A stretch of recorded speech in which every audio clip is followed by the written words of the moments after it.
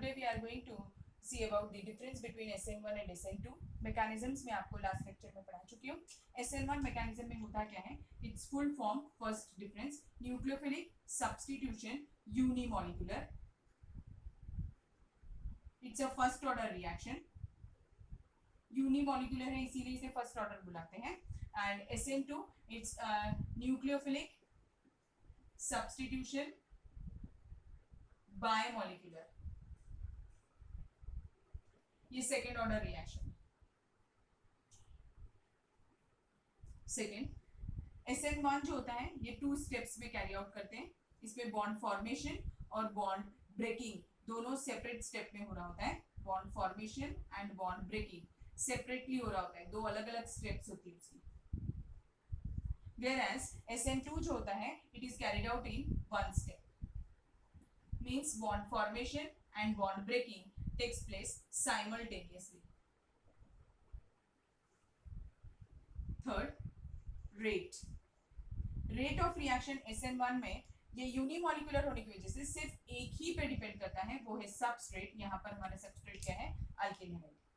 Whereas SN2 में rate जो होता है it depends on both the things, therefore it is biomolecular, that is on the substrate as well as on the reagent, that is nucleophile. Means alkyl halide और nucleophile दोनों की concentration पे rate depend करेगा.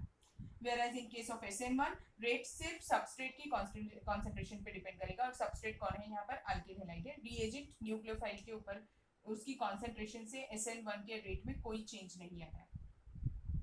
Fourth point of difference, इसमें nucleophile हमने अगर week भी use किया तो भी चलेगा. Whereas in this case nucleophile हमेशा स्ट्रॉन्ग होना चाहिए.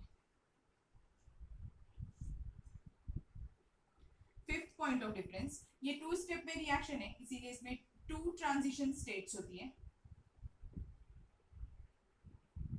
वेयरएज वो SN2 1 स्टेप रिएक्शन है, इसमें सिर्फ 1 ट्रांजिशन स्टेट. 2 ट्रांजिशन स्टेट्स कैसे? एक बॉन्ड ब्रेकिंग की दिखेगी और एक बॉन्ड फॉर्मेशन की दिखेगी. वहां पर बॉन्ड ब्रेकिंग और बॉन्ड फॉर्मेशन साइमल्टेनियसली होता है, इसलिए SN2 में एक ट्रांजिशन स्टेट और SN1 में 2 ट्रांजिशन स्टेट्स दिखती है. Sixth point, attack of the nucleophile कैसा होता होगा?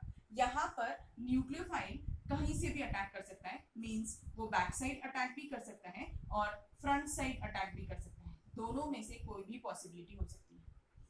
Whereas in case of SN2 वहां पर सिर्फ बैक साइड अटैक होता है. सिर्फ बैक साइड अटैक इसलिए होता है क्योंकि सबस्ट्रेट के ऊपर अगर न्यूक्लियोफाइल अटैक करने आए तो पहले कार्बन और हैलोजन के बीच का बॉन्ड ब्रेक नहीं है, इसीलिए न्यूक्लियोफाइल के ऊपर भी नेगेटिवली चार्ज होता है. वेयरएज एक्स के ऊपर भी नेगेटिवली यानी हैलोजन के ऊपर भी नेगेटिव चार्ज होता है. दोनों के बीच में इलेक्ट्रॉनिक रिपल्शन रहेगा. That's why it is not possible for the nucleophile to attack from the front side, so it will always attack from the back side. 7th point, इसमें बॉन्ड ब्रेकिंग होने के बाद में जो स्पीशीज बचेगा वो क्या होगा? Carbocation. That's why the intermediate formed in SN1 is carbocation.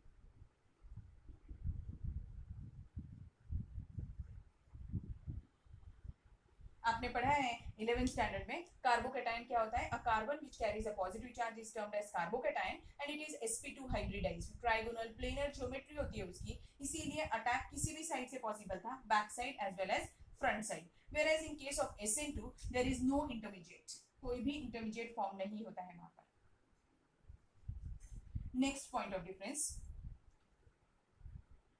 इस रिएक्शन के लिए SN1 के लिए पोलर प्रोटिक सॉल्वेंट हम यूज करते हैं. पोलर प्रोटिक सॉल्वेंट इंपॉर्टेंट है, याद रखना है. ये आपको बताऊंगी मैं आपको क्या होता है polar protic solvent. Polar protic solvent favourable होता है SN1 के लिए, वेयरएज SN2 में नॉन पोलर सॉल्वेंट भी चलेगा.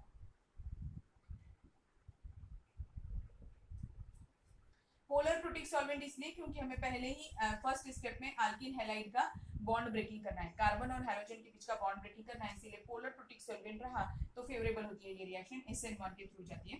Whereas next point of difference, इसमें बैक साइड और फ्रंट साइड दोनों अटैक पॉसिबल है, इसीलिए if you are going to take an optically active substrate, optically active alkyl halide, तो क्या होगा? उसमें रेसिमिक मिक्सचर फॉर्म होगा. रेसिमिक मिक्सचर क्या होता है आपको पढ़ाया है मैंने. रेसिमिक मिक्सचर यानी क्या?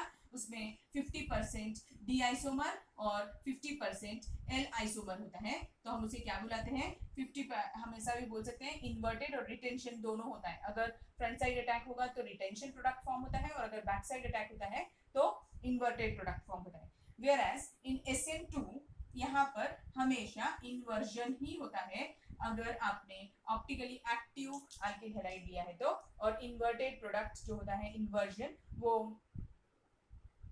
क्यों होता है, क्योंकि इसमें बैक साइड अटैक रहता है। Whereas नेक्स्ट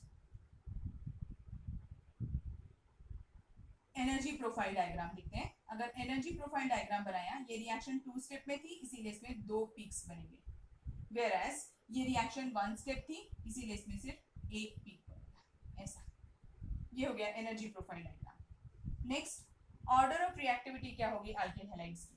इसमें देखिए कार्बोकैटायन फॉर्म होने वाला है इंटरमीडिएट, इसीलिए हमें कैसा कार्बोकैटायन चाहिए, स्टेबल चाहिए, तभी वो सबसे ज्यादा रिएक्टिव होगा। तो स्टेबल कौन सा होता है, प्राइमरी सेकेंडरी और टर्शियरी में टर्शियरी, इसीलिए tertiary alkyl halide will be more favourable, will give SN1,